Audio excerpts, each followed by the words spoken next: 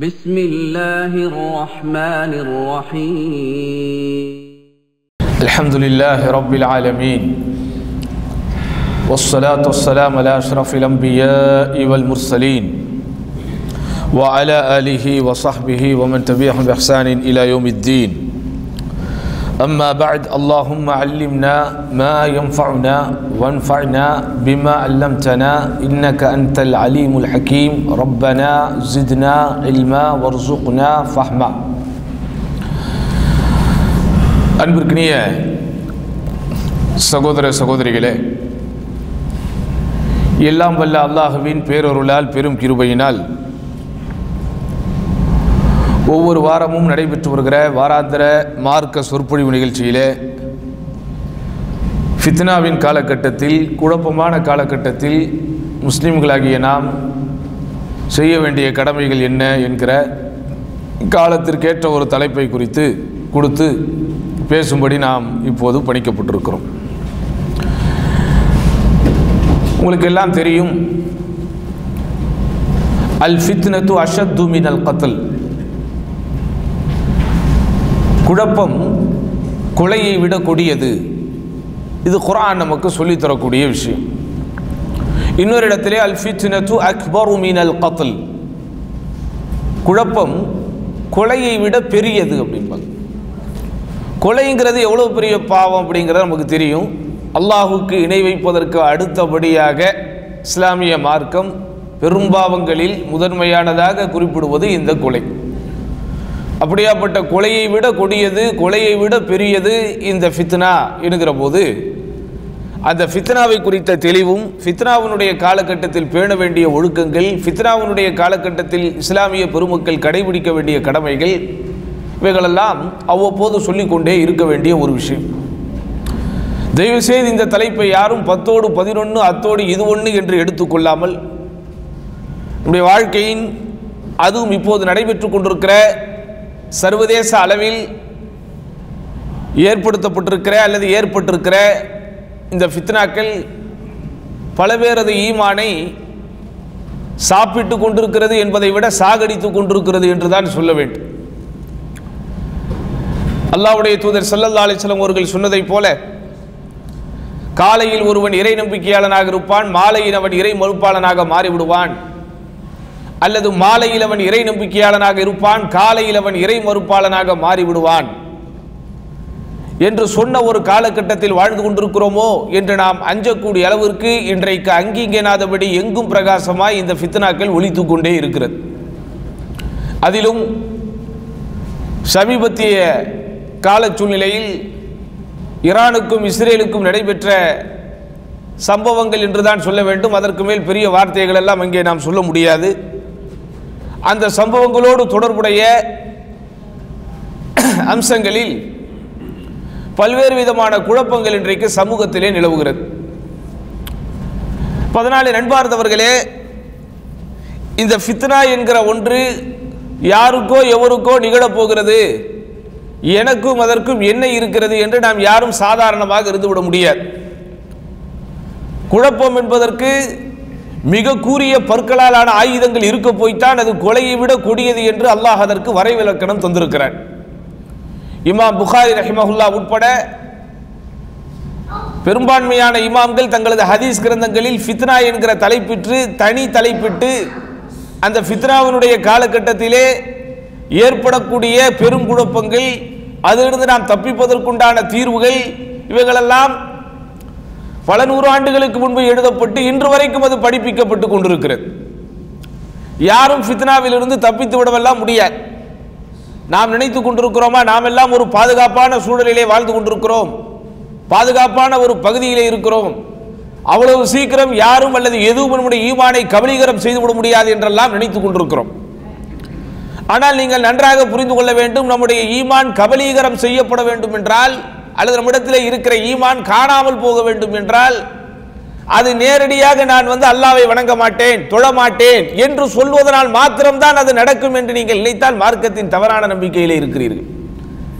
ஈமான் ஒருவனிடத்திலே பறிக்கப்படுவதற்கு எத்தனையோ விஷயங்கள் ஆயுதமாக, களமாக, தளமாக அமையலாம். அது உங்கள் கைகளிலே வைத்திருக்கிற செல்போனாக கூட இருக்கலாம். அப்படிதானே? அல்லது அந்த செல்போனுக்குள் உங்களுக்கு இருக்கக்கூடிய ஒரு ஃபேஸ்புக் அக்கவுண்டாக கூட இருக்கலாம், அல்லது அந்த அக்கவுண்டிலே நீங்கள் பதிவு செய்கிற ஒரு கமெண்டாக கூட இருக்கலாம். எது நம்முடைய ஈமானை பறிக்கும், எது நம்முடைய ஈமானை பாதுகாக்கும் என்று சொல்ல முடியாத ஒரு காலகட்டத்திலே இருக்கிறோம். அதனால் இந்த தலைப்பு ரொம்ப ரொம்ப முக்கியமானது. நமக்கு மாத்திரமல்ல, நம்முடைய குடும்பத்தில் இருப்பவர்களுக்கும், குறிப்பாக நாம் வாழுகிற இந்த காலத்திலே வாழ்ந்து கொண்டிருக்கிற இளைஞர்களுக்கும் வாலிபர்களுக்கும் மிக மிக மிக மிக முக்கியமானது. ஏன்? பெரும்பான்மையான மக்கள் இன்றைக்கு மார்க்கத்தினுடைய அடிப்படை ஆதாரங்களை விட்டும், இஸ்லாமிய அறிவுஞானத்தை விட்டும், அறிஞர்களை விட்டும், அறிஞர்களுடைய சபைகளை விட்டும், மரபு வழியில் நம்முடைய மார்க்கத்தை பாதுகாப்பதற்காக தொகுக்கப்பட்டிருக்கின்ற இஸ்லாமிய நூற்களை விட்டும் தூரமாக இருக்கக்கூடிய ஒரு காலகட்டத்தில் வாழ்ந்து கொண்டிருக்கிறோம். நெஞ்சிலே கை வைத்து சொல்லுங்கள், கடைசியாக நான் முழுமையாக படித்த இஸ்லாமிய புத்தகம் இதுதான் என்று ஒரு நபர் இன்றைக்கு கை தூக்கி சொல்ல முடியுமா? கடைசியா இந்த ஒரு மாசத்திலே அல்லது இந்த 2 மாசத்திலே அல்லது இந்த ஒரு வருடத்திலே அல்லது இந்த 2 வருடத்திலே நான் முழுமையாக இந்த ஒரு இஸ்லாமிய நூலை படித்தேன் என்று சொல்லக்கூடிய ஒரு நபர் இன்றைக்கு நம்முடைய சபையிலே இல்லை என்பதுதான் வருத்தத்திற்குரிய விஷயம். இப்படியாப்பட்ட ஒரு காலத்தில் இருக்கிறோம். அதனால நண்பார்ந்தவர்களே, கண்ணீரோடு கவனிக்க வேண்டிய விஷயங்கள் இது. அல்லாஹ் திருமறை குர்ஆனிலே சொல்லுகிறான், இன்ன ஹாதல் குர்ஆன் யஹ்தி லில்லதி ஹிய அக்வம். முதல்ல அதுதான் நம்ம புரியணும். நிச்சயமாக இந்த குர்ஆன் என்பது எது மிக மிக நேரான வழியோ அதைத்தான் காட்டும். எல்லாவற்றுக்கும் வழியை அல்லாஹ் இந்த குர்ஆனில் வைத்திருக்கிறான். எல்லா குழப்பங்களுக்கும் உண்டான குழப்பங்களிலிருந்து நாம் தெளிவு பெறக்கூடிய வெளிச்சம் எனும் ஒளியை அல்லாஹ் இந்த குர்ஆனிலே வைத்திருக்கிறான். குழப்பமான பாதைகளில் எங்கே செல்வது, எப்படி மீள்வது, எப்படி நாம் நம்முடைய நேர்வழியை பெறுவது என்கிற எந்த விதமான பிரச்சனைகளும் இல்லாத அளவிற்கு இந்த குர்ஆன் நமக்கு வழிகாட்டுவதற்கு தயாராகத்தான் இருக்கிறது. அதனால் தான் அல்லாஹ்வுடைய தூதர் சொன்னார்கள், தரக்து ஃபீக்கும் மா லன் ததில்லு மா தமஸக்தும் பிஹிமா. உங்களிடத்திலே நான் விட்டு சொல்பவையை நீங்கள் பற்றி பிடிக்கும் காலமெல்லாம் வழி தவறவே மாட்டீர்கள். அதுதான் கிதாபுல்லாஹி வ சுன்னத ரசூலிஹி, அல்லாஹ்வுடைய வேதமும் அல்லாஹ்வின் தூதர் ஸல்லல்லாஹு அலைஹி வஸல்லம் சுன்னாவும். அப்போ எந்த மாதிரியான சூழல்களை நாம் அடைந்தாலும் அல்லது எந்த மாதிரியான சூழல்கள் நம்மை அணுகினாலும் சரியான முறையான தெளிவான அடிப்படையில் இந்த வேதத்தை நாம் அணுகினால், அல்லாஹ்வுடைய தூதர் ஸல்லல்லாஹு அலைஹி வஸல்லம் போதனையை நாம் அணுகினால் நாம் நிச்சயமாக பாதுகாக்கப்படுவோம். இதை தாண்டி நம்மை பாதுகாப்பதற்குண்டான ஒரு வழியோ ஒரு ஒளியோ இல்லை என்பதை நாம் தெளிவாக புரிந்து கொள்ள வேண்டும். சரியா? அல்லாஹ் சுப்ஹானஹு வ தஆலா எப்படிப்பட்ட வேதத்தை நம்மிடத்தில் இறக்கி வைத்திருக்கிறான்? கத் ஜாஅக்கும் பஸாயிரும் மிர் ரப்பிக்கும், உங்கள் இறைவனிடமிருந்து தெளிவான சான்றுகள் கொண்ட வேதம் உங்களிடத்திலே வந்திருக்கிறது. ஃபமன் அபுஸர ஃபலினஃப்ஸிஹி வமன் அமிய ஃபஅலைஹா. யார் இந்த வேதத்தின் நுணுக்கமான போதனைகளை, இந்த வேதத்தின் தெளிவான சான்றுகளை அகப்பார்வையோடு அணுகுவானோ அவன் ஈடேற்றம் பெறுகிறான். யார் இதில் குருட்டுத்தனமாக போய்விடுகிறானோ, இதை கண்டுகொள்ளாமல் விட்டு விடுகிறானோ, இதில் இருக்கிற தெளிவை எடுக்க வேண்டும் என்கிற எண்ணம் இல்லாமல் வாடுகிறானோ, இது புகட்டுகிற அமுத சுரபியை பருக வேண்டும் என்கிற நினைப்பில்லாமல் இருக்கிறானோ, அவன் யாரு? அவன் தனக்குத்தானே குருட்டுத்தனமாக இருந்து விட்டான். அல்லாஹ்வுடைய தூதரை அல்லாஹ் சொல்லுகிறான், நான் உங்களை பாதுகாக்கக்கூடியவனாக இல்லை. ஃபித்னா என்பது சகோதரர்களே, ஒரு மனிதனை தீண்டுவதற்கு முடிவெடுத்து விட்டால், ஃபித்னா என்கிற பெருங்குழப்பத்திலே ஒருவன் விழ வேண்டும் என்பதுதான் அல்லாஹ்வுடைய விதி என்று இருந்து விட்டால், அதிலே அவனை காப்பாற்றக்கூடிய, அவனை பாதுகாக்கக்கூடிய, அவனை மீட்டெடுக்கக்கூடிய அந்த ஃபித்னா என்கிற வட்டத்திலிருந்து, ஃபித்னா என்கிற அந்த கட்டத்திலிருந்து அவனை கலற்றிவிடக்கூடிய ஒரு ஆயுதத்தை அவ்வளவு எளிதில் யாரும் பெற்றுவிட முடியாது என்பதிலே மிக தெளிவாக இருக்க வேண்டும் சகோதரர்களே. அதனாலதான் ஃபித்னாக்கள் வரும்போதெல்லாம், குழப்பங்கள் வரும்போதெல்லாம் இந்த சமுதாயத்தை வழிநடத்துவதற்காக இறைவன் வைத்திருக்கிற ரப்பானியீன்கள். ரப்பானியீன்கள் என்றால் யார்? அந்த ரப்புடைய வழியில் இந்த மக்களை ஆத்மார்த்த ரீதியிலே பக்குவப்படுத்துவதற்காகவும் பண்படுத்துவதற்காகவும் இருக்கிற அறிஞர் பெருமக்கள் குழப்பமான காலகட்டத்தில் பேண வேண்டிய ஒழுக்கங்களை பற்றி தான் பேசுகிறார்கள். பெரும்பாலும் இன்றைக்கு மனிதர்கள் உணர்ச்சி வசப்படுவதற்கு அடிமையானவர்களாக கிடக்கிறார்கள். கிளர்ச்சியை நோக்கியும் சண்டை சச்சரவுகளை நோக்கியும் விரும்பக்கூடிய ஒரு மனநிலை இயல்பாகவே இன்றைக்கு வந்து விட்டது. எங்காவது ஒரு பரபரப்பு நடக்காதா, எங்காவது ஒரு படபடப்பு நடக்காதா, எங்காவது ஒரு பிரச்சனைகள் இருக்காதா என்று பிரச்சனைகளை விரும்பக்கூடியவர்களாக இன்றைக்கு மனிதர்கள் ஆகிவிட்டார்கள். அதனாலே நண்பார்ந்தவர்களே, குழப்பமான காலகட்டத்தில் பேண வேண்டிய ஒழுக்கங்கள் என்ன, கடமைகள் என்ன என்பதை அறிஞர்கள் நமக்கு ஆரம்ப காலத்திலிருந்தே சொல்லி தந்திருக்கக்கூடிய விஷயங்களில் மிக முக்கியமான விஷயம் என்ன? முவாஜஹத்துல் ஃபித்னி பித்தக்வல்லாஹ் வல் அமலிஸ் ஸாலிஹ். சோதனைகளை அல்லது குழப்பங்களை, பெருங்குழப்பங்களை இறையச்சத்தை கொண்டும் நல்லறத்தை கொண்டு முதலில் நீங்கள் எதிர்நோக்க வேண்டும். குழப்பங்கள் வந்த உடனேயே இன்னைக்கு மனிதர்களிடத்திலே ஒரு ஆர்வம் தான் அதிகமாக வருது, ஒரு இன்ட்ரெஸ்ட் வருது. அடுத்து என்ன, அடுத்து என்ன, அடுத்து என்ன, என்னையா அடுத்து என்ன? நீ என்ன கிரைம் ஸ்டோரி படித்துக் கொண்டிருக்கிறாயா, நாவல் படித்துக் கொண்டிருக்கிறாயா? இது என்ன உனக்கு அதாவது ஒரு நிம்மதியை தருவதற்கு, பொழுதுபோக்கை தருவதற்குண்டான ஒரு கதைகளா?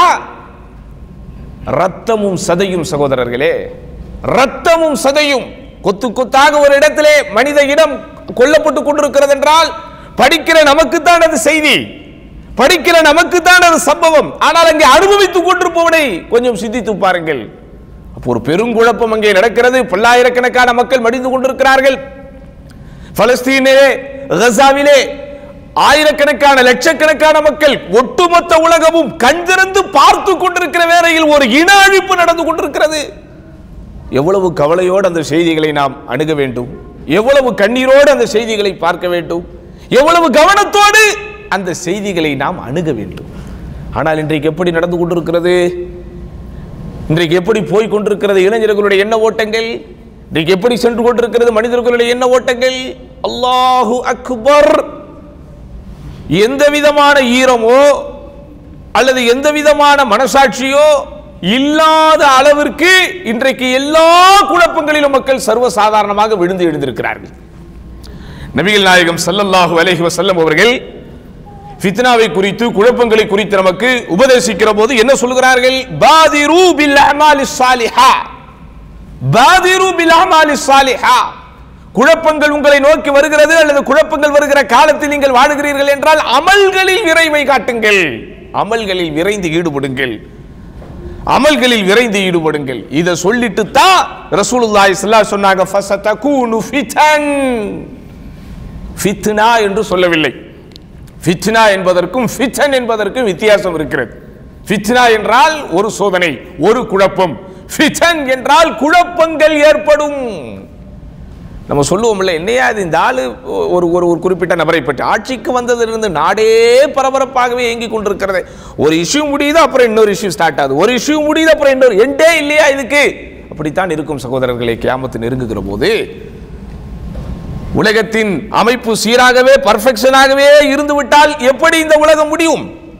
ஒரு மனிதனுடைய வாழ்க்கையை எடுத்துக் கொள்ளுங்களேன். ஒன்றும் தெரியாமல், ஒன்றும் இல்லாமல், அறிவில்லாமல் அல்லது சிந்தனை இல்லாமல், பலம் இல்லாமல் பச்சை குழந்தையாக பிறக்கிறான், தவழுகிறான், கொஞ்சம் கொஞ்சமாக வளர்ந்து வாலிபத்தை பெறுகிறான், அப்படியே ஆஜானுபாகுவான உடல் வாகை அடைகிறான். உச்சந்தலை முதல் உள்ளங்கால் வரை இருக்கிற உடல் உறுப்புகள் எல்லாம் அவனுக்கு வேகமாக இயங்கிக் கொண்டிருக்கிறது. அதே இயக்கத்தை கடைசி காலகட்டம் வரை அவன் பெற்று விடுவானா? அப்படி வேகமாக இயங்கிக் கொண்டிருக்கிற, பலமோடு இயங்கிக் கொண்டிருக்கிற உடல் உறுப்புகள் எல்லாம் கொஞ்சம் கொஞ்சமாக பலவீனத்தை பெற்று செயல்படும் திறனில் இருந்து செயல்படா திறன் பக்கம் போய் கடைசியில் முதுமை அடைந்து அவன் இறந்து போகிறான். அப்படிதானா? ஒவ்வொரு மாதத்தினுடைய துவக்கத்திற்கும் ஒவ்வொரு மாதத்தினுடைய முடிவுக்கும் அல்லாஹ் சான்றாக, ஆயத்தாக, சாட்சியாக வைத்திருக்கிற பிறையை பாருங்களேன். தேய்ந்து வளர்கிறது அல்லவா? முதலாம் பிறை என்று உதிக்கும் போது ரொம்ப மங்களாக சர்வசாதாரணமாக மெல்லிய கோடை போல ஆரம்பிக்கிற பிறையை நாளுக்கு நாள் அல்லாஹ் சுப்ஹானஹு வ தஆலா அந்த பிறையினுடைய கனத்தை, கனப்பரிமாணத்தை கொஞ்சம் கொஞ்சமாக கூட்டி கூட்டி கூட்டி கூட்டி 14ஆம் நாள் பௌர்ணமி இரவு வரும்போது முழுமையான ஒரு தன்மை அந்த நிலவு பெறுகிறது. ஆனால் அந்த முழுமையடைந்த நிலவை எல்லாம் அப்படியே வைத்திருக்கிறானா? 14 முடிந்தவுடன் 15 துவங்கும் போது மீண்டும் அதனுடைய கனப்பரிமாணத்தில், மீண்டும் அதனுடைய சைஸில் அல்லது அதனுடைய அளவில் கொஞ்சம் கொஞ்சமாக குறைந்து குறைந்து குறைந்து குறைந்து கடைசியில் கண்ணுக்கே தெரியாமல் போகிறது. அப்படிதான் உலகமோ. எதையெல்லாம் பர்ஃபெக்ஷனாக நாம் பார்த்து கொண்டிருக்கிறோமோ, சீரான தன்மையில் பார்த்து கொண்டிருக்கிறோமோ, அவைகளெல்லாம் சீரற்ற தன்மைக்கு போய் கடைசியில் ஒன்றுமில்லாமல் முடியும் போது தானே கியாமத்து வரும். அப்ப ஏன் மனிதர்களாகிய நாம் எல்லா இடத்திலும் பர்ஃபெக்ஷனை எதிர்பார்க்கிறோம்? நம்முடைய தனிப்பட்ட வாழ்க்கையில் அதை பற்றி யோசிக்காமல். இஸ்லாமிய நாடு, அதில் ஏன் அப்படி நடக்கிறது, இப்படி நடக்கிறது? நீ இஸ்லாமிய வீடு, அதை பற்றி எந்த கவலையும் இல்லாமல் இருக்கிறோமே. அப்ப எது எனது சக்திக்குட்பட்டதாக இருக்கிறதோ, எது எனது ஆற்றலுக்குட்பட்டதாக, அறிவுக்குட்பட்டதாக, என்னுடைய கட்டுப்பாட்டுக்குட்பட்டதாக இருக்கிறதோ, என்னுடைய அதிகாரத்திற்குட்பட்டதாக இருக்கிறதோ, அவைகளை சீர் செய்ய வேண்டும் என்கிற எண்ணமோ, அவைகளை சரியான முறையில் நடத்த வேண்டும் என்கிற கவலையோ இல்லை. ஆனால் சர்வசாதாரணமாக சர்வதேச அரசியலை சந்தோஷமாக பேசிக் கொண்டிருக்கிறோம் இன்றைக்கு சகோதரர்களே. ஆனா பின்னாடி என்ன நடக்குது? பிஹைண்ட் த ஸ்கிரீன், ஸ்கிரீனுக்கு பின்னாடி என்ன நடக்குது, உள்ளபடியே அங்க என்ன இருக்குது, என்ன ரியாலிட்டி, எதை பற்றிய அறிவும் தெளிவாக தெரியாமல் ஒரே ஒரு இஷ்யூ சகோதரர்களே, ஒரு இஷ்யூ, அந்த இஷ்யூவை பற்றி 4 பேர் பேசுகிற வீடியோவை கேளுங்களேன். சமுதாயத்திலே 4 பேருமே புத்திஜீவிகள் என்று அறியப்பட்டிருப்பார்கள், 4 பேருமே மிகப்பெரிய சிந்தனைவாதிகள் என்று அறியப்பட்டிருப்பார்கள், அல்லது 4 பேருமே பெரிய மீடியா பின்புலத்தை கொண்டவர்களாக அறியப்பட்டிருப்பார்கள். இந்த 4 பேர் பேசுற 4 நிமிஷத்தை கேளுங்க, 4 பேரும் 4 திசைகளில் நின்று பேசிக் கொண்டிருப்பான். அதுதான் உண்மை. என்ன நடக்குதுங்கிறது எல்லாருக்கும் அவ்வளவு தெளிவாக தெரியும். இவன் உண்மையை போலவே பேசுவான், ஆனால் அவன் பேசுவது முழுமையான உண்மையாக இருக்காது. இவன் சொல்வது நமக்கு பொய்யை போலவே தெரியும், ஆனால் அவன் பேசுகிற பொய்யில் கொஞ்சம் மெய்யும் இருக்கும். இப்படி ஒரு மூடலான உலகத்தில் வாழ்ந்து கொண்டிருக்கிறோம். செய்திகளில் நாம் படிப்பதோ, அல்லது மீடியாக்களில் நாம் தெரிந்து கொள்வதோ, அல்லது செய்தி நிறுவனங்கள் மூலமாக தரப்படக்கூடிய செய்திகளை செவிகளிலே கேட்கிறோமே, அதன் மூலம் நாம் பெறுவதோ, அல்லது பக்கம் பக்கமாக ரைட்டப் எழுதி கொண்டிருக்கிறார்களே கீபோர்டு வீரர்கள், அவர்கள் பதியக்கூடிய கருத்துக்களோ உண்மை என்று நினைத்து அதற்கு ஒவ்வொன்றுக்கும் ரியாக்ட் செய்ய வேண்டும் என்கிற ஒரு பிடிவாதம் பிடித்த மனநிலையோடு இன்றைக்கு நாம் வாழ்ந்து கொண்டிருக்கிறோம் சகோதரர்களே. எவ்வளவு பிஸியா வேலை பார்த்தாலும் ஒரு 10 நிமிஷம் போய் உட்கார்ந்து ஏதாவது ஒரு கமெண்ட்டை தட்டி விட்டுட்டு அப்புறம் பார்த்துக்கலாம் என்று இன்றைக்கு எல்லோருமே ஒரு விதமான மனநோய் பிடித்தவர்களாக போய் கொண்டிருக்கிறோம். நான் மிகைப்படுத்தி சொல்கிறேன் என்று நினைக்காதீர்கள். உண்மையிலேயே மனிதர்களுடைய மனநிலை இன்றைக்கு அப்படித்தான் போய் கொண்டிருக்கிறது. ஆனால் அல்லாஹ்வுடைய தூதர் ஸல்லல்லாஹு அலைஹி வஸல்லம் சொன்னாங்க, ஃபித்னாக்கள் வருகிறதா, அமல்களிலே ஈடுபடுங்கள். ஃபித்னாக்கள் வருகிறதா, குழப்பங்கள் உங்களை தீண்ட வருகிறதா, அல்லாஹ்வை அஞ்சுங்கள். ஆனால் இன்றைக்கு தக்வாவை குறித்தோ இபாதத்தை குறித்தோ நெஞ்சில் கை வைத்து சொல்லுங்கள். நான் உட்பட எல்லோருக்குமே ஒரு கேள்வி, இவ்வளவு ஃபித்னாக்கள் இந்த உலகத்தை உலுக்கி கொண்டிருக்கிறதே, இவ்வளவு ஃபித்னாக்கள் இன்றைக்கு பற்றி எரிந்து கொண்டிருக்கிறதே, எத்தனை பேர் பயந்து போய் தஹஜ்ஜத் தொழுகையிலே நாம் நின்று தொழுக ஆரம்பித்தோம்? ஆனா உண்மையாலுமே ஃபித்னாக்கள் உங்களை தீண்டக்கூடாது, ஃபித்னாக்கள் உங்களை சீண்டக்கூடாது, ஃபித்னாக்கள் உங்களுக்கு பாரிய பாதிப்புகளை ஏற்படுத்தி விடக்கூடாது என்று நீங்கள் அஞ்சினால் பயந்தால் என் அன்பார்ந்த இஸ்லாமிய பெருமக்களே, முதலில் நீங்கள் ஈடுபட வேண்டியது இபாதத். அல்லாஹ்வுடைய தூதர் ஸல்லல்லாஹு அலைஹி வஸல்லம் தான் சொல்றாங்க. எப்படி சுப்ஹானல்லாஹ், திடீரென்று ஒரு நாள் இரவில் அல்லாஹ்வின் தூதர் ஸல்லல்லாஹு அலைஹி வஸல்லம் எழுந்து சுப்ஹானல்லாஹ் மா அன்ஸலல்லாஹு மினல் ஃபிதன், அல்லாஹ் தூய்மையானவன், எவ்வளவு ஃபித்னாக்கள் எவ்வளவு குழப்பங்கள் இந்த உலகத்திலே வரப்போகிறது அப்படின்னு அந்த குழப்பத்தை நினைத்து பயந்து அல்லாஹ்வுடைய தூதர் மை யூகிது ஸவாஹிபல் ஹுஜராத், இதோ இந்த அறைகளில் உறங்கிக் கொண்டிருக்கிற என்னுடைய மனைவிமார்களை எழுப்பி விடுபவர்கள் யாராவது இருக்கிறார்களா, லிகை யுஸல்லீன, எழுந்து இந்த நேரத்தில் அவர்கள் தொழுவதற்காக. வானத்தில் இருந்து பூமியில் நடைபெறக்கூடிய ஃபித்னாக்கள் குறித்த ஒரு செய்தியை, ஒரு அறிவிப்பை அல்லாஹ் அஸ்ஸ வஜல் அல்லாஹ்வுடைய தூதர் ஸல்லல்லாஹு அலைஹி வஸல்லம் சொல்லுகிற போது அல்லாஹ்வுடைய தூதர் ஸல்லல்லாஹு அலைஹி வஸல்லம் அஞ்சி நடுங்கி பயந்து பதட்டமடைந்து தானும் அல்லாஹ்விடத்திலே பிரார்த்தனையில் தொழுகையில் ஈடுபட்டு தன் மனைவிமார்களையும் எழுப்பி விடுபவர்கள் யாரேனும் உண்டா, இந்த ஃபித்னாவை குறித்தவர்கள் பயப்படாமல் உறங்கிக் கொண்டிருக்கிறார்களே, எழுந்து தொழ வேண்டும் என்று ஃபித்னா வந்தவுடன் சகோதரர்களே, முதலில் இஸ்லாம் நம்மை உலுக்குவது நம்முடைய உள்ளத்தை தான். இபாதத்தில் ஈடுபடு, முதல்ல பயப்படு, அந்த ஃபித்னா உன்னை தீண்டிவிடக்கூடாது, உன்னை சீண்டிவிடக்கூடாது என்பதில் எச்சரிக்கையாகிறே. ஆனால் இன்றைக்கு வளர்ந்து கொண்டிருக்கிற பெரும் எண்ணிக்கையில் கொண்ட இஸ்லாமிய சமுதாயம் அதை குறித்த ஒரு அச்சத்தோடு அவர்கள் இருப்பதை போல் தெரியவில்லை, அல்லாஹ் பாதுகாத்தவர்களை தவிர. இந்த உபதேசத்தை பேசுகிற நானும் கேட்கிற நீங்களும் முதலில் நம்முடைய உள்ளத்தில் வைக்க வேண்டியது என்ன, எந்த ஃபித்னாக்கள் அல்லது எந்த பெரும் குழப்பங்கள் இந்த சமுதாயத்தை சீர்கெடுப்பதற்கு, இந்த சமுதாயத்திலே பாதிப்பு ஏற்படுத்துவதற்கு வந்தால் முதலில் சகோதரர்களே அதை எதிர்கொள்வதற்குண்டான கேடயமாக ஆயுதமாக எதை வைக்கணும்? நம்ம இபாதத், வணக்க வழிபாடு. வணக்க வழிபாட்டிலே ஈடுபடாமல் எந்த விதமான வெற்றியையும் நாம் பெற்றுவிட முடியாது. ரசூலுல்லாஹி ஸல்லல்லாஹு அலைஹி வஸல்லம் வெறும் 313 பேரை வைத்துக் கொண்டு அல்லது 300 சொச்சம் பேரை வைத்துக் கொண்டு 1000 பேர் கொண்ட படையை எதிர்த்தார்கள், பதிலே வெற்றி கொண்டார்கள் என்றால் அவருடைய வரலாறை படித்தவர்கள் தானே. பத்ர் யுத்தம் துவங்குவதற்கு முன்பு அல்லாஹ்வுடைய தூதர் ஸல்லல்லாஹு அலைஹி வஸல்லம் அணிந்திருந்த அங்கி, அந்த மேல் துண்டு கீழே விழுவது கூட தெரியாதவருக்கு அல்லாஹ்விடத்திலே அல்லாஹ்வின் தூதர் இறைஞ்சி பிரார்த்தனை செய்து கொண்டுதான் அந்த போரையே அல்லாஹ்வுடைய தூதர் ஸல்லல்லாஹு அலைஹி வஸல்லம் சந்திக்க போனாங்க. அதனால இந்த ஃபித்னாக்களில் நாம் தப்பிக்க வேண்டும் என்றால் என் அன்பார்ந்த இஸ்லாமிய மக்களே, நீங்கள் முதலில் ஈடுபட வேண்டியது இபாதத். அடுத்து என்ன? மஅரிஃபத்துத்தீன் வர்ருஜூஉ லிஉலமாஇஹி, மார்க்கத்தை அறியுங்கள், மார்க்க அறிஞர்களின் பக்கம் அதை விட்டு விடுங்கள்.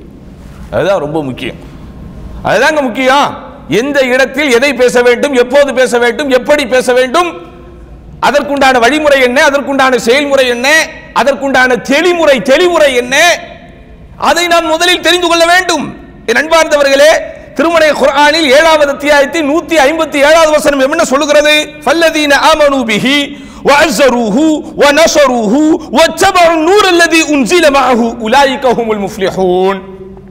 அல்லாஹ்வுடைய தூதர் ஸல்லல்லாஹு அலைஹி வஸல்லம் அவர்களுக்கும் அவர்கள் தம் தோழர்களுக்கும் இடையிலே இருந்த அந்த மானசீக உறவை குறித்து, குறிப்பாக போர்க்கால சூழல்களில் எப்படிப்பட்ட பதட்டமான நிலைகள் இருந்திருக்கும், அந்த சூழ்நிலையில் அல்லாஹ்வின் தூதர் ஸல்லல்லாஹு அலைஹி வஸல்லம் தோழர்கள் எப்படி இருந்தார்கள்? இவர்கள் ஈமான் கொண்டு அல்லாஹ்வுடைய தூதருக்கு ஒத்துழைப்பு கொடுத்து அல்லாஹ்வுடைய தூதருக்கு உதவி செய்து நூர், யார் அந்த நூர் என்கிற ஒளியை பின்பற்றுகிறார்களோ, அது என்னப்பா ஒளி? அதுதான் மார்க்க அறிவு என்கிற வழி. அதான் அல்லதி உன்ஸில மஅஹு, அந்த தூதரோடு இறக்கப்பட்ட நூர். அதுதான் குர்ஆனுடைய வசனங்கள், அதுதான் அல்லாஹ்வுடைய தூதர் ஸல்லல்லாஹு அலைஹி வஸல்லம் சுன்னாக்கள். அதை யார் அறிந்து கொண்டார்களோ உலாயிக ஹுமுல் முஃப்லிஹூன், அவர்கள் தான் வெற்றியாளர்கள். ஹுதைஃபா ரலியல்லாஹு அன்ஹு இப்படி சொல்லுவார்களாம், லா ததுர்ருகல் ஃபித்னது மா அரஃப்த தீனக், உனது மார்க்கத்தை நீ அறிந்திருக்கும் காலமெல்லாம் எந்த ஃபித்னாவும் எந்த குழப்பமும் உன்னை ஒன்றும் செய்து விடாது. இன்னமல் ஃபித்னது மஸ்தபஹ அலைக்கல் ஹக்கு வல் பாத்தில், சத்தியமும் அசத்தியமும் எப்போது உனக்கு குழப்பமாக இருக்கிறதோ அப்போ அதுதான் ஃபித்னா. இப்போ இன்னைக்கு நம்ம அந்த கண்டிஷன்ல தான் இருக்கிறோம். உதாரணமா இஸ்ரேலை ஈரான் தாக்க, அதாவது பலஸ்தீனை கசாவை இஸ்ரேல் எவ்வளவோ வீரியமான முறையில் தாக்கி கொண்டிருக்கிறது. பல்லாயிரக்கணக்கான மக்கள் அழித்தொழிக்கப்பட்டுக் கொண்டிருக்கிறார்கள்.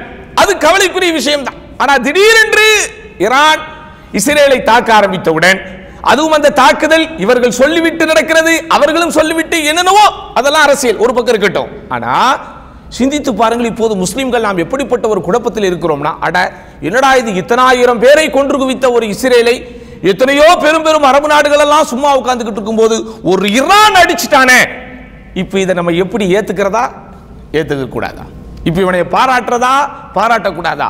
பெரும் குழப்பத்தில் எல்லோரும் இருக்கிறோம். எப்படியாப்பட்டவன் ஷியா என்பது நமக்கு தெரியும். ஈரான் எத்தனை அஹ்லு சுன்னாக்களை, எத்தனை ஆயிரக்கணக்கான சுன்னிகளை, அதாவது சுன்னாவை பின்பற்றுபவர்களை கொன்று குவித்தார்கள் என்பதற்கு தெரியும். குர்ஆனை குறித்த அவர்களுடைய அகீதா என்ன, சஹாபாக்களை குறித்த அகீதா என்ன, அல்லாஹ்வுடைய தூதரை குறித்த அகீதா என்ன, இதெல்லாம் சமுதாயத்திலே எப்போது பேசப்பட்டுக் கொண்டிருக்கக்கூடிய ஒரு விஷயம்தான்.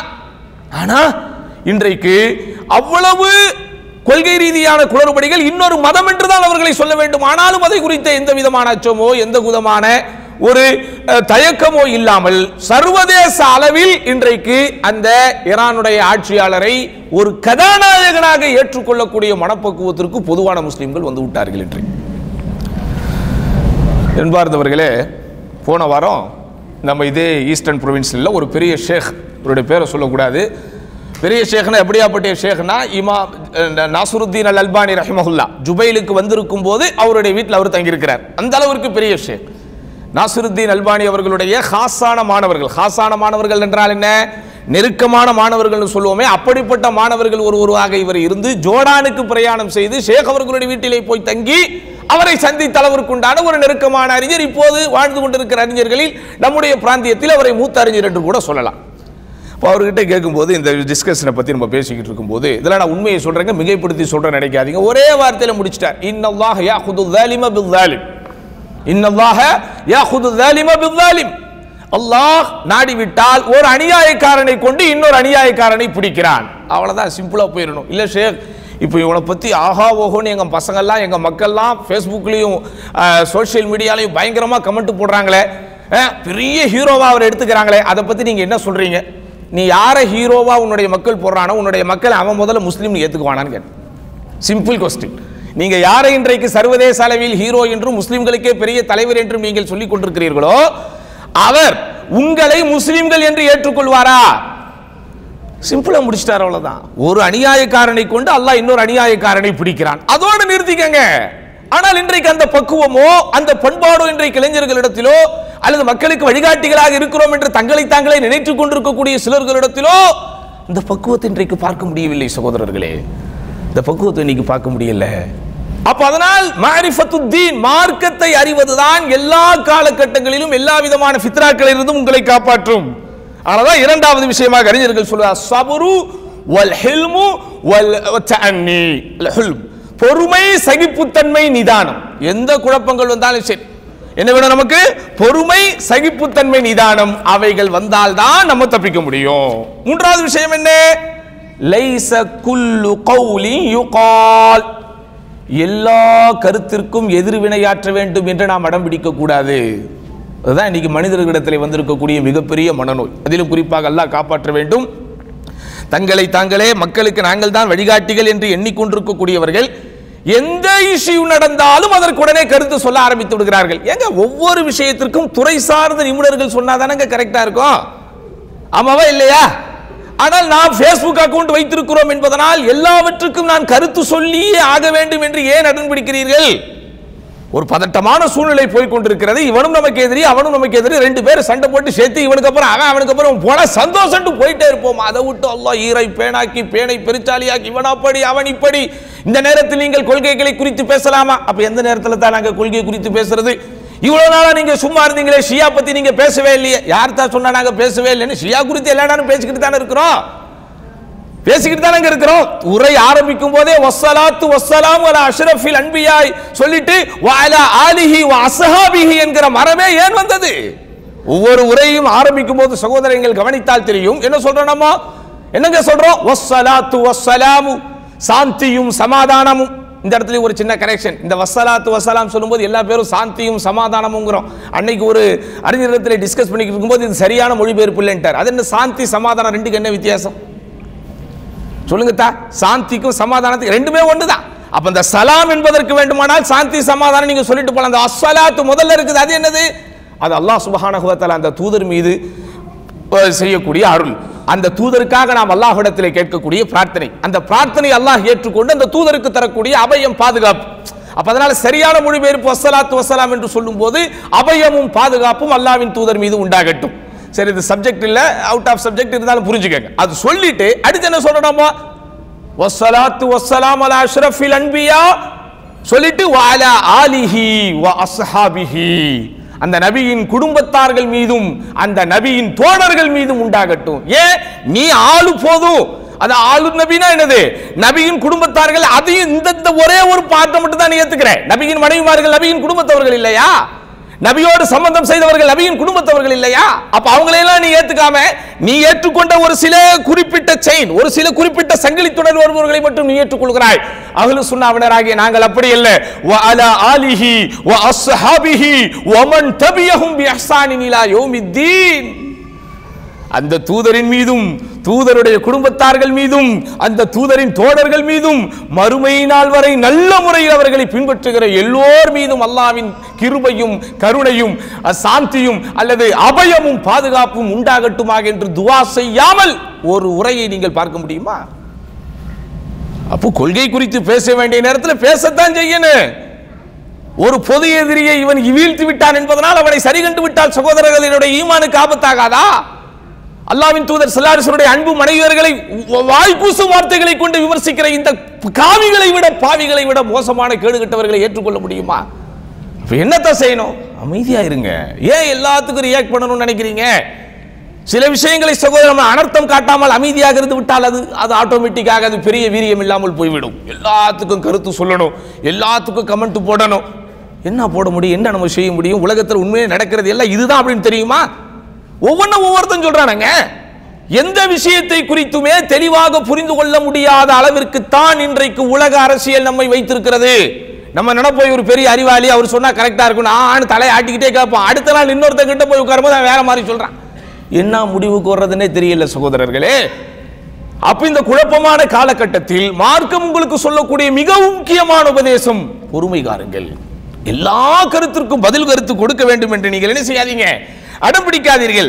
அப்துல்லாஹ் இப்னு மஸ்ஊத் ரலியல்லாஹு அன்ஹு அழகாக சொன்னார்கள், மா அன்த பிமுஹத்திஸின் கௌமன் ஹதீஸன் லா துப்லிகுஹு உகூலுஹும் இல்லா கான லிபஅதிஹிம் ஃபித்னா.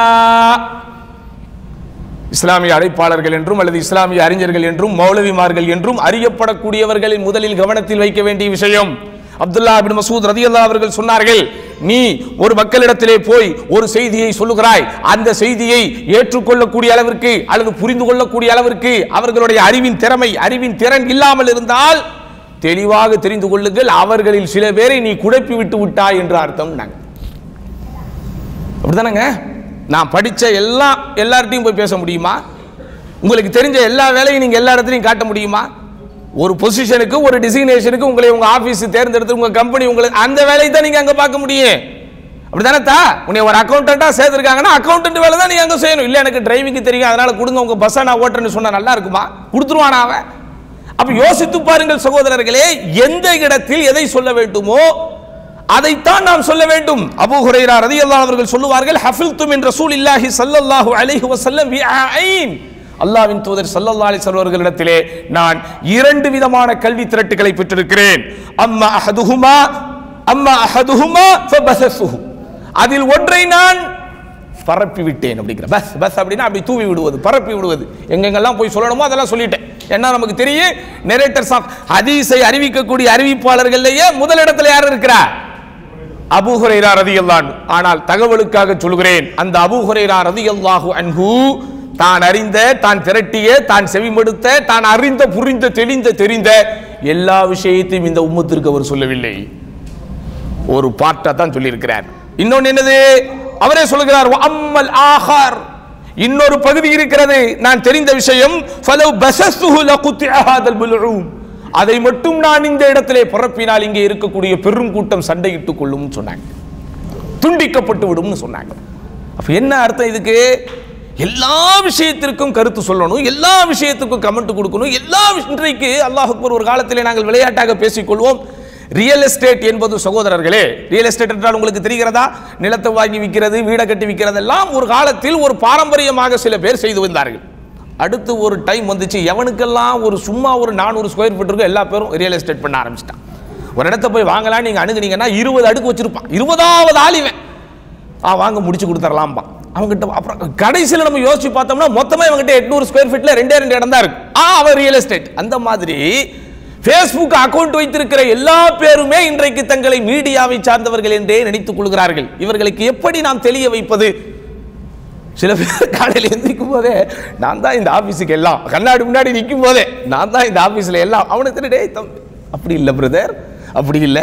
எல்லாத்துக்கும் ஒரு எண்ட் லிமிட் இருக்குது, எல்லாத்துக்கும் இக்காமா இருக்குது, எல்லாத்துக்கும் வேலிடிட்டி இருக்குது, எல்லாத்துக்கும் எக்ஸ்பிரேஷன் இருக்குதா இல்லையாத்தா? எல்லாத்துக்கும் ஏஜ் லிமிட் இருக்குது. அதனால நீங்க நினைச்சுக்காதீங்க. ஆனா இவனுக்கு எந்திரிச்சு கண்ணாடி முன்னாடி போய் நின்னாலே நான் தான் எல்லாம் அப்படின்னு அவன் நினைச்சுக்குவான். அதே போன்று குடும்பத்தை நடத்தக்கூடிய சில பேர் நான் தான் எல்லாம் அப்படிலாம் இல்லை பிரதர். எத்தனை பேர் இப்படி இருந்தவர்களுக்கு திடீரென்று மரணங்கள் வந்து, அகால மரணம் வந்து அவன் போய் சேர்ந்ததற்கு பிறகு என்ன குடும்பம் எல்லாம் செத்தா போய்விட்டது. நீ வருவதற்கு முன்னால் அவர்களுக்கு உணவளித்த அல்லாஹ் நீ போனதற்கு பிறகும் அவர்களுக்கு தருவான். அப்பதனால் இந்த சமூக வலைத்தளங்களை அணுகக்கூடிய அன்பர்களுக்கு, நண்பர்களுக்கு நான் பணிவாக சொல்லுவேன், சகோதரர்களை நீங்கள் நினைக்காதீர்கள், நீங்கள் போடுகின்ற கமெண்டை பார்த்துதான் ட்ரம்பே ஒரு முடிவு எடுக்கிறார், நீங்கள் போடக்கூடிய கமெண்டை பார்த்து விட்டு தான் நெதன்யாகவே ஒரு முடிவு எடுக்கிறான் என்று நினைத்து விடாதீர்கள். 4 லைக் 5 கமெண்ட் வந்தா இவன் தன்னை செலிபிரிட்டி என்று நினைத்துக் கொள்கிறான். இதற்கு மருந்தே இன்னும் கண்டுபிடிக்கப்படவில்லை சகோதரர்களே. எல்லோரும் தன்னை ஒரு யூடியூபர் என்று நினைத்துக் கொண்டு, எல்லோரும் தன்னை ஒரு செலிபிரிட்டி என்று நினைத்துக் கொண்டு, எல்லோரும் தன்னை நான் வந்து பொதுமக்களுக்கு கருத்து சொல்லக்கூடியவன், நான் சொல்லுகின்ற கருத்து உங்களுக்கு தெரியுமா? உங்களுக்கு லைக் தட்டக்கூடியவன் எல்லாத்துக்கும் லைக் தட்டி கொண்டிருக்கிறான். அது எப்படி இந்த மக்களுக்கு புரிய வைப்பது? இந்த மயக்கத்திலிருந்து இவர்களை எப்படி தெளிய வைப்பது? இன்றைக்கு உண்மையிலேயே நாம் ஃபேஸ் பண்ணக்கூடிய, அது எதிர்கொள்ளக்கூடிய மிகப்பெரிய பிரச்சனையே அதுதான். உங்களுடைய ஃப்ரெண்ட்ஸ் வட்டாரத்தில் ஃபேஸ்புக் ஃப்ரெண்ட்ஸ்ல 5000 பேர் கொடுக்கலான்னு மேக்ஸிமம் வச்சிருக்கிறான். ஆமாவா இல்லையா? அதுல ஒரு 5 பேர் அல்லது ஒரு 10 பேர் நீங்க என்ன போட்டாலும் உங்களுக்கு லைக் போட்டுருவான், ஷேர் பண்ணிடுவான், எதையாவது ஒரு கமெண்ட் போட்டுருவான். போட்ட உடனே இவர்கள் நினைத்துக் கொண்டிருக்கிறார்கள், ஆஹா நமக்கு இந்த உலகத்தில் கபூலியத்து கிடைத்து விட்டது. கபூலியத் என்றால் புரிகிறதா? கபூலியத் என்ன? அல்லாஹுவின் புறத்திலிருந்து பெறக்கூடிய அங்கீகாரம். ஹதீஸிலே வரும், இதா அஹப்பல்லாஹு அப்தன், அல்லாஹ் ஒரு அடியானை நேசித்து விட்டால் அவனுக்கு அல்லாஹ் கொடுக்கக்கூடிய மிகப்பெரிய சிறப்பு என்ன தெரியுமா? அவனுக்கு கபூலியத் என்கிற ஒரு அந்தஸ்தை கொடுத்து விடுகிறான். கபூலியத் என்றால் சகோதரர்களே, அவன் எல்லோராலும் ஏற்றுக்கொள்ளப்பட்டவனாக மாறிவிடுவான். அவன் செய்கின்ற அமல்களுக்கெல்லாம் அல்லாஹ் அங்கே அக்செப்டன்ஸை கொடுத்து விடுவான். அதுபோன்று இவர்கள் எண்ணிக்கொண்டிருக்கிறார்கள், நாம் போடக்கூடிய பதிவுகளை 4 பேர் ரசித்து விட்டால் படித்து பார்க்காமல் லைக் போடக்கூடியவர்கள் தான் பெரும்பான்மையானவர்கள் என்கிற உண்மையை இந்த Facebook வீரர்களுக்கு எப்படி நாம் சொல்வதென்றே புரியவில்லை. நீ போடுறத அவன் படிச்சுதான் லைக் பண்றானே நீ முதல்ல நம்பாத. அந்த மயக்கத்தில் இருந்து, அந்த குடிக்காமல் போதையில் இருக்கிற தன்மையிலிருந்து கொஞ்சம் வெளியே வாருங்கள் சகோதரர்களே. குடிக்காமல் போதையில், குடிச்சா ஒருத்தன் போதையாரானா ரைட், ஐயோ அஜரத்து குடிக்கிறத ரைட்டு சொல்லிட்டாருன்னு சொல்லிடாதீங்க, அந்த ரைட்டை சொல்லல. அவன் போதையாகுவதற்கு ஒரு காரணம். இது எப்படிப்பட்ட போதை தெரியுமா? அவன் மது அருந்தாமலேயே ஒரு மயக்கத்தில் இருந்து கொண்டிருக்கிறான் சகோதரர்களே. இதுதான் இன்றைக்கு நம்முடைய ஃபித்னாவில் வீழ்ந்தவர்கள் வெளியே வர முடியாமல் இருக்கிறார்கள். உண்மையான அறிஞர்களிடத்திலே செல்லுங்கள், உண்மையான அறிஞர்களிடத்திலே செல்லுங்கள். அதைத்தான் பாருங்கள், யாரு இமாம் ஹசன் அல் பஸ்ரி ரஹிமஹுல்லாஹ் ரொம்ப அழகாக சொல்லுவார்கள். எப்படி?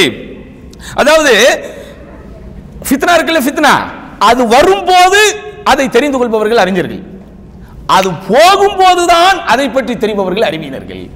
இன்றைக்கு நடக்கக்கூடிய இந்த விஷயத்தை பற்றி இந்திய அளவில் சர்வதேச அறிஞர்கள் என்று அறியப்பட்டவர்கள் என்ன கருத்தை சொல்கிறார்கள் என்று கேட்டால் நம்மிடத்திலே பதில் இருக்கிறதா? சொல்லுங்க. இப்ப நடக்கக்கூடிய இந்த இஷ்யூல, இந்த நடக்கக்கூடிய இந்த பிரச்சனையில இந்த பெரிய கிரேட் ஸ்காலர் இப்படி ஒரு கருத்து சொல்லியிருக்கிறார். இந்திய அளவில், நம்ம சவுதி அரேபியாவில் விட்டுருங்க, இந்திய அளவில் இருக்கக்கூடிய அறிஞர்கள் இவர் இப்படி ஒரு கருத்து சொல்லியிருக்கிறார். ஏதாவது உங்களுக்கு நியூஸ் இருக்கா? ஏதாவது தரவு இருக்கா? பேசாம இருக்கிறாங்க அறிஞர்கள் எல்லாம். இந்த அள்ளு சில்லுகள் பண்ணக்கூடிய சேட்டைகள் தான் சகோதரர்களை மிகப்பெரிய சேட்டைகளாக இருக்கிறது. உண்மையில் கவலையோடு சொல்லுகிறேன், இது கவலையோடு பேசப்படக்கூடிய, பகிரப்படக்கூடிய பெரும் பெரும் அறிஞர்கள் பேசாமல் இருக்கிறார்கள். ஒரே வார்த்தை அப்துல்லாஹ் இப்னு தீனார் ரஹிமஹுல்லாஹ் சொன்னதை போல், இன்னல்லாஹ யஅஹுது ஸாலிம பிஸ்ஸாலிம், அல்லாஹ் ஒரு அநியாயக்காரனை கொண்டு இன்னொரு அநியாயக்காரனை பிடிக்கிறான். ரைட், அல்லாஹ்வுடைய நாட்டப்படி எல்லாம் நடக்கும் என்று அமைதி காப்பதுதான் இந்த ஃபித்னாவுடைய காலகட்டத்தில் சகோதரர்களே நமக்கு நாமே தேடக்கூடிய அருமருந்து என்பதை மறந்து விடாதீர்கள். அதனால் தான் மன் ஸமத நஜா, அல்லாஹ்வுடைய தூதர் சும்மா சொன்னாங்களா? அத யார் மௌனம் காக்கிறானோ, அமைதி காக்கிறானோ அவன் வெற்றி பெற்று விட்டான். நபிகள் நாயகம் ஸல்லல்லாஹு அலைஹி வஸல்லம் ஹதீஸிலே சொல்கிறார்கள், அக்ஸரு ஹதாயா இப்னு ஆதம ஃபீ லிசானிஹி, ஆதமின் மக்கள் அதிகம் செய்கிற தவறு தங்களுடைய நாவின் வழியாகத்தான் என்று அல்லாஹ்வுடைய தூதர் ஸல்லல்லாஹு அலைஹி வஸல்லம் அவர்கள் சொல்கிறார்கள். குர்ஆனுடைய வசனம், வகுல் லிஇபாதி, நபியே எனது அடியார்களுக்கு சொல்லுங்கள், யகூலு அல்லதி ஹி அஹ்ஸன், எது நல்லதோ, எது சிறந்ததோ, எது அறிவார்ந்ததோ அதே அவர்கள் பேசட்டும். இன்ன ஷைத்தான யன்ஸஉ பைனஹும், நிச்சயமாக ஷைத்தான் அவர்களுக்கு இடையிலே சண்டையை தூண்டி விட்டு கொண்டே இருப்பான். அதுதான் நடக்குது இன்னைக்கு. இவன் ஒரு கமெண்ட் போட, அதுக்கு அவன் ஒரு பதில் போட, அதுக்கு இவன் ஒரு பதில் போட, இவனுக்கு சப்போர்ட் பண்றேன் இன்னொரு 4 பேர் போட, அவனுக்கு சப்போர்ட் பண்றேன் இன்னும் 4 பேர் போட. யாருப்பா நீங்கெல்லாம்? என்ன? ஏன் பொறுமையாகத்தான் இருங்களேன். அறிஞர்கள் எல்லாம் அமைதி காக்கிறார்களே, இந்த சமுதாயத்தை வழிநடத்தக்கூடிய பொறுப்பில் இருப்பவர்கள் எல்லாம் அமைதியாக இருக்கிறார்களே, நம்மை போன்ற சாதாரணமானவர்கள் அமைதியாக இருந்து விட்டால் என்ன நாம் குறைந்து விட போகிறோம், கெட்டு விட போகிறோம்? எந்த இடத்திலே எந்த கருத்தை சரியான முறையிலே ஆதாரத்தோடு சொல்ல வேண்டுமோ அப்படி நீங்கள் சொல்லாமல் தப்பும் தவறுமாக சொல்லிவிட்டால் அதை வாபஸ் நான் தவறாகத்தான் சொல்லிவிட்டேன் என்கிற மனநிலையாவது இன்றைக்கு யாருக்காவது வருதா?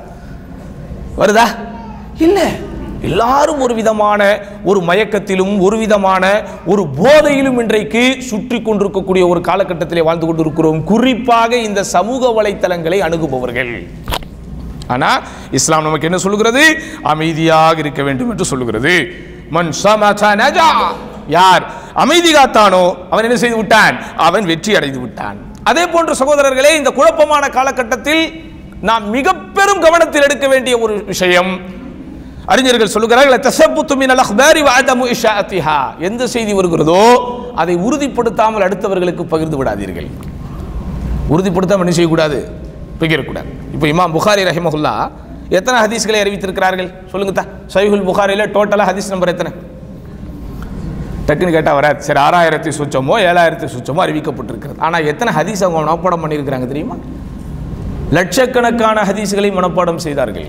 ஏன் அவங்க மனப்பாடம் பண்ணதையெல்லாம் சொல்லலை? சொல்லுங்க, ஏன் சொல்லலை? அப்ப எது உறுதிப்படுத்தப்பட்ட தகவல்களோ அதைத்தான் நாம் உரைக்க வேண்டும். எது உறுதிப்படுத்தப்பட்ட கருத்துக்களோ அதுதான் இந்த சமுதாய இடத்திலே நாம் பகிர வேண்டும். எது உறுதிப்படுத்தப்பட்ட தகவலோ அதுதான் இந்த சமுதாயத்திடத்திலே பொதுமயமாக்க வேண்டும் என்பதிலே எவ்வளவு கொள்கை கோட்பாட்டோடு எவ்வளவு கவனத்தோடு இருந்திருக்கிறார்கள். அதனால் தான் அல்லாஹ் சுப்ஹானஹு வ தஆலா திருமறை குர்ஆனில் வசனமே சொல்லுகிறான், யா அய்யுஹல்லதீன ஆமனூ, இறை நம்பிக்கை கொண்டவர்களே, இன் ஜாஅக்கும் ஃபாஸிக் பினபஇன் ஃபதபையனூ, தீயவன் ஒருவன் செய்தியை கொண்டு வந்தால் என்ன செஞ்சுக்கங்க, அதில் நீங்க கவனமாக இருந்து கொள்ளுங்கள். அன் துஸீபு கௌமன் பிஜஹாலத்தின், ஏன் நீங்கள் அறியாமல் ஒரு சமுதாயத்திற்கு பாதிப்பை ஏற்படுத்தி விடக்கூடும். ஃபதுஸ்பிஹு அலா மா ஃபஅல்தும் நாதிமீன், பிறகு நீங்கள் செய்ததை நினைத்து வருத்தப்படக்கூடும் என்று அல்லாஹ் சுப்ஹானஹு வ தஆலா திருமறை குர்ஆனிலே எச்சரிக்கை செய்கிறார். அல்லாஹ்வுடைய தூதர் கூட சொல்கிறார்கள், கஃபா பில் மர்இ இஸ்மன் அன் யுஹத்திஸ பிகுல்லி மா சமிஅ, செவிமடுத்ததையெல்லாம் பேசிக் கொண்டிருக்கிறானே, செவிமடுத்ததையெல்லாம் பரப்பிக் கொண்டிருக்கிறானே, அதுவே அவன் பொய்யன் என்பதற்கு போதும் அப்படின்னாங்க. அவன் பொய்யனா இல்லையா என்பதை முடிவெடுப்பதற்கு அவன் மனைவியை கூப்பிடு, அவரிடத்திலே விசாரிப்போம், மக்களை கூப்பிடு, அவரிடத்திலே விசாரிப்போம், அண்டை வீட்டுக்காரர்களை கூப்பிடுங்கள், அவர்களிடத்திலே விசாரிப்போம், அலுவலக நண்பர்களிடத்திலே கூப்பிடுங்கள், அவரிடத்திலே விசாரிப்போம். இதானங்க ஒரு லாஜிக் பாயிண்ட், இதானங்க தர்க்க ரீதியான காரணம். இப்ப நான் பொய்யனா இல்லையா என்பதை நீங்கள் எப்படி புரிந்து கொள்வீர்கள்? என் கூட பழகுறவங்க, நான் யார் கூட எல்லாம் பேசுறேனோ, என் கூட யாரெல்லாம் பேசுறானோ அவங்களை எல்லாம் கூப்பிட்டு நீங்க விசாரிச்சீங்கன்னா ஓகே, இவன் பொய்யன் என்று நீங்கள் முடிவு கட்டலாம். ஆனால் அல்லாஹ்வுடைய தூதர் ஸல்லல்லாஹு அலைஹி வஸல்லம் ஒருவன் பொய்யன் என்பதற்கு முடிவு கட்டுவதற்கு இது போன்ற பெரிய ஆராய்ச்சிகள் எல்லாம் உங்களுக்கு தேவையில்லை. காதில் விழுவதையெல்லாம் அவன் வாய் வழியாக சொல்லிக் கொண்டிருக்கிறானே, அதுவே போதும் அவன் பொய்யன் என்பதற்கு பெரும் சாட்சின்னா. அப்ப இது நம்ம காலத்தில் பொருந்தலையா? இது நம்ம காலத்தில் பொருந்தலையா இல்லையா? இன்னைக்கு வரைக்கும் அனுப்பிக்கிட்டு இருக்காங்க. இதை நீங்கள் 100 பேருக்கு ஷேர் செய்யுங்கள், உங்கள் வீட்டில் உடனே நன்மை நடக்கும். உண்மையான முஸ்லீமாக இருந்தால் ஷேர் பண்ணுங்கள். ஷேர் பண்ணாட்டா நம்மளை இஸ்லாத்தை விட்டு வெளியே தள்ளிடுவோம் போல இருக்கு. அந்த அளவுக்கு இன்னைக்கு மிரட்டி மிரட்டி என்ன செய்கிறார்கள்? தங்களுடைய கருத்துக்களை, தங்களுடைய பதிவுகளை அட்டம் பிடித்து அடுத்தவர்களுடைய தலையில், அடுத்தவர்களுடைய சிந்தனையில் திணிக்கிற ஒரு காலகட்டத்தில் வாழ்ந்து கொண்டிருக்கிறோம். இதனால் என்ன ஆயிடுது தெரியுமா? உண்மையிலேயே நம்பகமாக ஊர்ஜிதப்படுத்தப்பட்ட உண்மையான தகவல்களுக்கு இன்னைக்கு மரியாதை இல்லாமல் போய்விட்டது சகோதரர்களே. இது எல்லாத்துக்கும் பொருந்தும். வேலை வாய்ப்பு செய்தின்னு ஒரு நாளைக்கு இவனுங்க அனுப்புற நியூஸ் எல்லாம் அதெல்லாம் பார்த்தா அட உலகத்தில் என்னது பிரச்சனையே இல்ல போல இருக்கு, வேலை வாய்ப்பின்மை அப்படிங்கிறதே இல்ல போல இருக்கு. அவ்வளோ வேகன்சி போட்டுக்கிட்டு இருக்காங்களப்பா. வேலை வாய்ப்பு செய்திகளை நம்ம ஆராய்ச்சி பண்ணி பார்த்தோம்னா வரக்கூடிய தகவல்கள் ஃபார்வர்ட், ஆனா தெளிவா இருக்கிற மக்கள் this is just forwarded message அப்படின்னா என்னது? வேலை வாய்ப்பு விஷயத்தெல்லாம் எனக்கு நீ ஃபோன் பண்ணிடாத, இப்படி இது எனக்கு வந்தது உனக்கு அனுப்புறேன். இவர்கள் அனுப்பக்கூடிய அந்த போஸ்டர்களையும் அந்த விளம்பரங்களையும் அந்த லிங்குகளையும் பார்த்தா அல்லாஹ் அக்பர், இன்னும் 1 கோடி பேர் வேண்டும் போல இருக்கிறதே இந்த வேகன்சிகளை நிரப்புவதற்கு. ஆனால் அன்றாடம் வேலையை தேடிக்கொண்டு ஃபைலை தூக்கி கொண்டு சிவிகளை ஃபார்வர்டு பண்ணக்கூடியவர்கள் ஒரு பக்கம் அலைந்து திரிந்து கொண்டு தான் இருக்கிறார்கள். ஆனால் இந்த பக்கம் வேற மாதிரி தான் வந்துகிட்டு. இப்படி இதில் மட்டும் கிடையாது. கல்யாண விஷயம் ஆரம்பிச்சு, மெடிக்கல் விஷயம் ஆரம்பிச்சு, பள்ளிவாசல் விஷயம் ஆரம்பிச்சு, எல்லா இடத்திலும் ஊர்ஜிதப்படுத்தப்படாத தகவல்களை அனுப்பி அனுப்பி 6 வருஷத்துக்கு முன்னாடி காணாம போனவனை இன்னும் தேடிக்கிட்டு இருக்கிறாங்க. இப்படி 6 வருஷத்துக்கு முன்னாடி அதே ரயில்வே ஸ்டேஷன், அதே போட்டோ. அதுதான் சகோதரர்களே ஆச்சரியம். வேண்டாம், ரயில்வே ஸ்டேஷனையாவது மாத்துங்களா.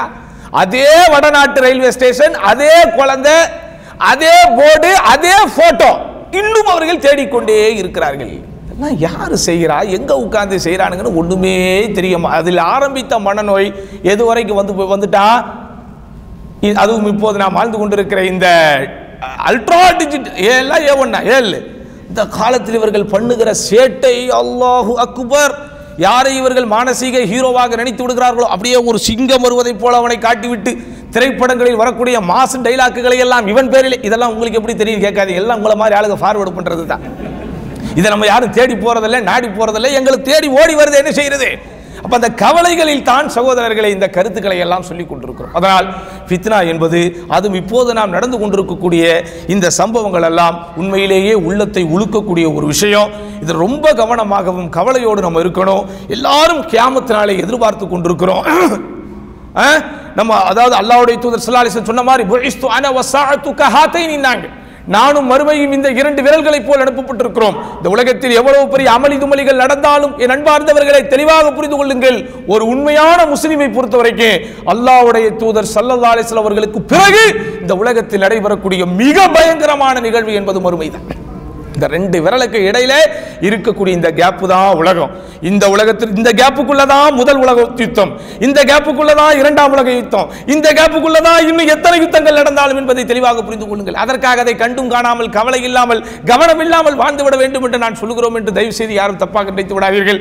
கவனத்தோடு இருக்க வேண்டும், கருத்தோடு இருக்க வேண்டும், கவலையோடு அதை அணுக வேண்டும், ஏன் கண்ணீரோடு கூட அதை அணுக வேண்டும். ஆனால் அதே வேளையில் இவைகளை எல்லாம் ஓவர் நைட்டில் ஒரே இரவில் நாம் மாற்றி விடுவோம் என்கிற பகல் கனவை எல்லாம் நாம் காணக்கூடாது. ஃபித்னாவுடைய காலகட்டத்தில் முறையான அறிஞர்கள், தரமான அறிஞர்கள், ஒழுக்கமான அறிஞர்கள், இஹ்லாஸான அறிஞர்கள், பண்பான அறிஞர்கள், இந்த சமுதாயத்தில் நல்லது நடக்க வேண்டும் என்று கவலைப்படக்கூடிய அறிஞர்கள் எல்லாம் எங்கே இருக்கிறார்கள் என்றே தெரியாமல் சாதாரணமாக ஒரு இடத்திலே அமர்ந்து கொண்டிருக்கிறார்கள். அவர்கள் சொல்லக்கூடிய உபதேசங்கள் என்ன, அவர்கள் காட்டக்கூடிய வழிகாட்டுதல்கள் என்ன என்பதை கேட்டு நடந்தாலே இந்த ஃபித்னாவிலிருந்து நிச்சயம் நாம் மீண்டு விடலாம். அதனால் எந்த ஃபித்னாக்கள், எந்த குழப்பங்கள் நடந்தாலும் சகோதரர்களே, உணர்வுக்கு அடிமையாகி விடாமல் நம்முடைய உள்ளத்தை நாம் பக்குவப்படுத்த வேண்டும். அதுதான் இன்னைக்கு ரொம்ப முக்கியமான ஒரு தேவை. ஷேக் முபாரக் மதனி ஹஃபிதஹுல்லா அடிக்கடி சொல்வார், இன்றைக்கு நம்முடைய நிலைமைகள் எப்படி ஆத்திஃபியூன் என்கிற வார்த்தை அவர் அடிக்கடி பயன்படுத்துவார். அருமையான ஒரு வார்த்தை. ஆத்திஃபி என்றால் உணர்வுக்கு அடிமையாவது. எதையுமே ஒரு உணர்வு ரீதியாக அணுகுவது, அப்படி அணுகாதீர்கள். அறிவு ரீதியாக அணுக வேண்டும் என்கிற பக்குவத்தை உங்களுக்கு நீங்களே சொல்லிக் கொடுங்கள். இன்னொருவன் சொல்லிக் கொடுத்து அது நமக்கு வந்து விடார். அதை ஏற்றுக்கொள்கிற மனப்போக்கும் இன்றைக்கு நம்மிடத்திலே பெரும்பாலும் யாரிடத்திலே இல்லை. யார் என்ன சொன்னாலும் நான் சொல்வதுதான் சரி என்பதில் பிடிவாதம் பிடிக்கிற ஒரு மனநோய் இன்றைக்கு குழந்தைகளிலிருந்து முதியவர்கள் வரைக்கும் வந்து விட்டது சகோதரர்களே. ஒரு காலம் அப்படி அல்ல. யார் சொன்னாலும் அதில் நல்லது இருந்தால் எடுத்துக்கொள்வோம் என்கிற ஒரு மைண்ட் செட்டில் தான் நாமும் நம்முடைய முன்னோர்களும் இருந்தோம். ஆனால் இன்றைக்கு இருக்கிற தலைமுறை ஒரு ஆபத்தான ஒரு தலைமுறையாக இருக்கிறது.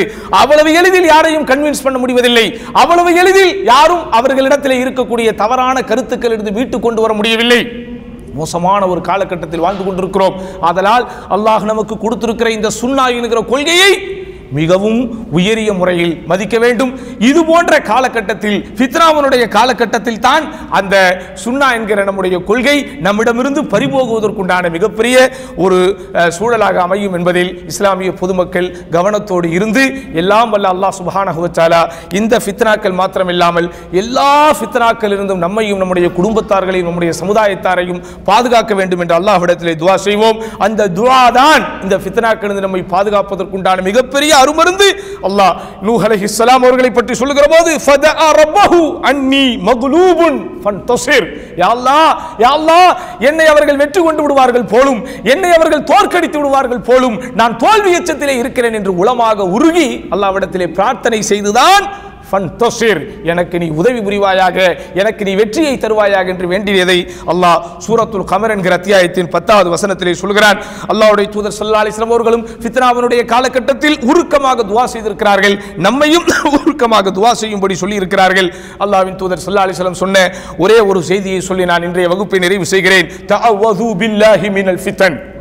இப்படி தஅவ்வது பில்லாஹி மினல் ஃபிதன், குழப்பங்களில் இருந்து அல்லாஹ்வை கொண்டு பாதுகாவல் தேடுங்கள். மா வஹர மின்ஹா வமா பதன், அதில் வெளியே தெரியக்கூடியவைகளாக இருந்தாலும் வெளியே தெரியாதவைகளாக இருந்தாலும் இதிலிருந்தே தெரிந்து கொள்ளுங்கள். பிஹைண்ட் த ஸ்கிரீன், இந்த திரைக்கு பின்னால் உலகத்தில் நாம் மீடியா வெளிச்சத்தில் பார்க்கிற எந்த ஃபித்னாவாக இருந்தாலும் அதற்கு பின்னால் ஏதோ ஒன்று இருக்கத்தான் செய்யும், இருந்து கொண்டுதான் இருக்கிறது. அதனால் வெளிப்படையாக தெரிகிற தெரியாத சகல ஃபித்னாக்களில் இருந்தும் அல்லாஹ்விடத்திலே பாதுகாவல் தேடுவோம். அறிஞர்களுடைய வழியிலே, அல் குர்ஆன் சுன்னா நமக்கு போதிக்கிற ஒளியிலே வாழக்கூடிய ஒரு நல்ல பாக்கியத்தை வல்ல ரஹ்மான் நம் அனைவருக்கும் தந்தருள்வானாக என்று வேண்டி வாய்ப்புக்கு நன்றி கூறி முடித்துக் கொள்கிறேன். வாஹிரு தஅவானா அல்ஹம்துலில்லாஹி ரப்பில் ஆலமீன். அஸ்ஸலாமு அலைக்கும் வரஹ்மத்துல்லாஹி வபரகாத்துஹு.